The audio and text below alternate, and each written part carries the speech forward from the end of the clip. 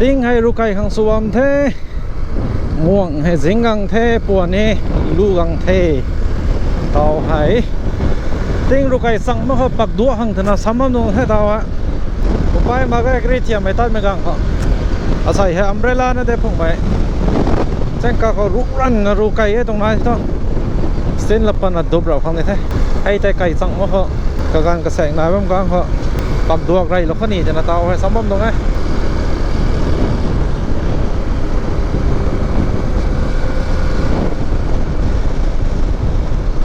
เราได้ให้ทิ้ง4เช่นละบวนให้รู้เบาเราถึงได้ใส่ให้ทราฟิกเข้าไว้ซะกลุ่มมีตัวซะคงปัดไตมาขายไก่เป็นในแท้กระตินตั้งในแท้กรีดเทียมตัว9th mile 6 mile เขาก็กันในตรงนั้นจะตัว Welcome to Guwahati City สามกว่าดีนะเส้นขัดโคหายกรีกระทุ่มตัดเห็นไหมปัดเด็กที่แก Quite many trucks are here at this hour. What is wrong with this? Traffic police also is here.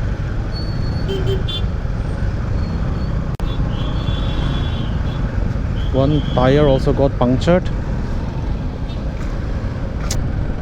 กุมปันบ่มก็ตรงนั้นจะตัวเขาว่า traffic ตัดขังทั่ว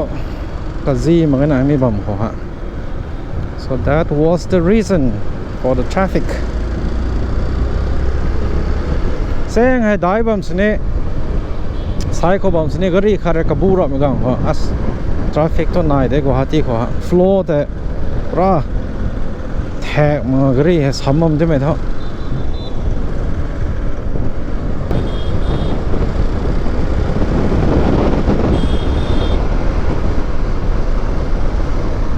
ขณะปราศไม่บัมเท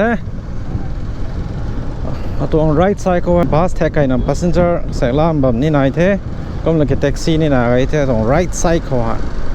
กัวฮาติซิตี้กุดไม่ทราบไหมฮะก็หลงหัวกูเลยตรงนั้นจะต้องมีแซงเลยกุดตรงเท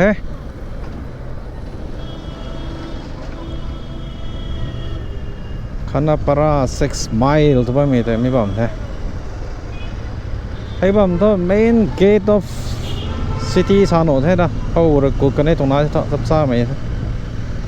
Assam Agriculture University ไอ้เท่เขาว่าตรง left เขาฮะ